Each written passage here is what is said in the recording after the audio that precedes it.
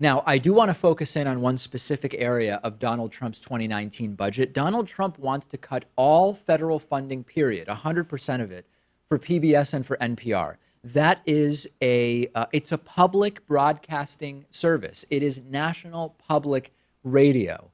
And I want to remind you of when Mitt Romney ran for president against Barack Obama, and he talked about how as much as he loves Big Bird, of course, referencing Sesame Street, which airs on PBS, but he would also cut federal funding for PBS. Remember this moment from the debate a few years ago? Well, first of all, I will eliminate all programs by this test if they don't pass it. Is the program so critical it's worth borrowing money from China to pay for it? And if not, I'll get rid of it. Obamacare is on my list. I apologize, Mr. President. I use that term with all respect, by the way. Good. Okay, good. So I'll get rid of that. I'm sorry, Jim. I'm going to stop the subsidy to PBS. I'm going to stop other things. I like PBS. I love Big Bird. I actually like you, too. But I'm not going to keep on spending money on things to borrow money from China to pay for. So that's number one. Well, right just after that, everybody with an ounce of common sense realized, wait a second.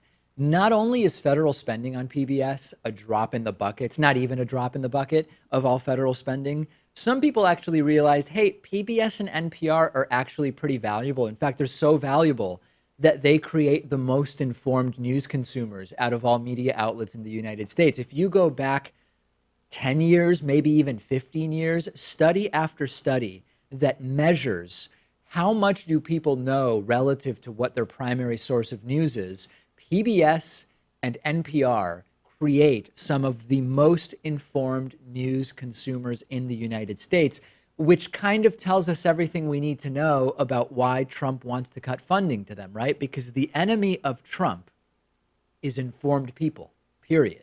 And Trump's new budget would end funding, period, to the Corporation for Public Broadcasting, which is where the money comes from for PBS and NPR. Now, let's go through the talking points of the defenders of this tax cut. Some defenders will say, David, come on, listen, Trump's cutting 100% of federal funding for PBS and NPR, but federal funding is only a small portion of all funding for PBS and NPR, and they're going to be fine.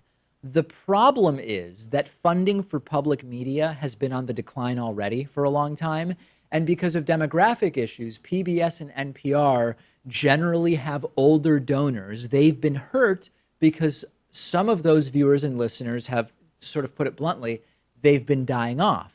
And the other point is that just because federal funding is a small portion of the total NPR and PBS funding, there are individual stations in less privileged areas and less populated areas that are much more dependent on the federal funding. Here in Boston, we have the monster that is WGBH, where so much national PBS programming originates. WGBH is probably going to be fine without the federal funding. But the PBS stations in the Midwest and in the South and the NPR stations in the mountain states, those stations are much more dependent on that federal funding. And this money overall actually has a lot of importance. This is a political attack. And this is why I said the budget is a political document. Trump benefits from people not tuning into PBS and not listening to NPR. Not because they are partisan, but because they do investigative reporting, period. What can be done? I actually don't know. I mean, the budget, as I said, needs to be approved by Congress. Call your elected officials and tell them don't cut funding for PBS and NPR? Yeah, I mean, it may come down to people just donating directly to the Corporation for Public Broadcasting. Sure. The cost of their budget that they get from the government is about $500 million, Yeah. which really isn't that much. That equals out to about $1.37 per person. Yeah. I'm willing to pay that. I know that you're willing to pay that, Sure. especially because this is very valuable. It's unbiased reporting from a reputable source that's been around for a long time. And I think it should continue. When we're talking about millions rather than billions in the federal budget, we're probably already paying attention to the wrong thing, right? We are talking about a drop in the bucket and a concerted effort to dumb down the electorate to win votes, period.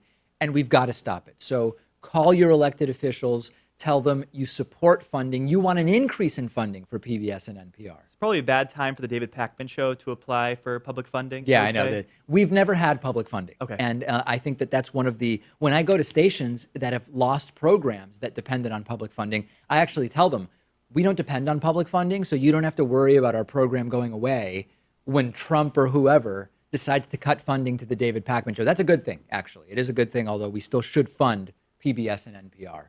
Send me your thoughts about this atrocity of a budget. I'm on Twitter at @dpakman. We'll be back after this. Today's episode of the program is made possible in part by Brilliant, which is really a fantastic and unique online service that has sort of reinvented the way people learn math and science. If you watch the show, you're already probably generally curious about how the world works and you like to learn new things. Maybe you have a sort of casual interest in physics or solar energy or AI, philosophy, computer science, but you're ready to take it to the next level. And whether you already have a grasp on these subjects or you want to engage and acquaint yourself with these topics for the first time, Brilliant is the place to go. You can actually learn hands-on by solving problems and puzzles that were designed by expert educators and professionals.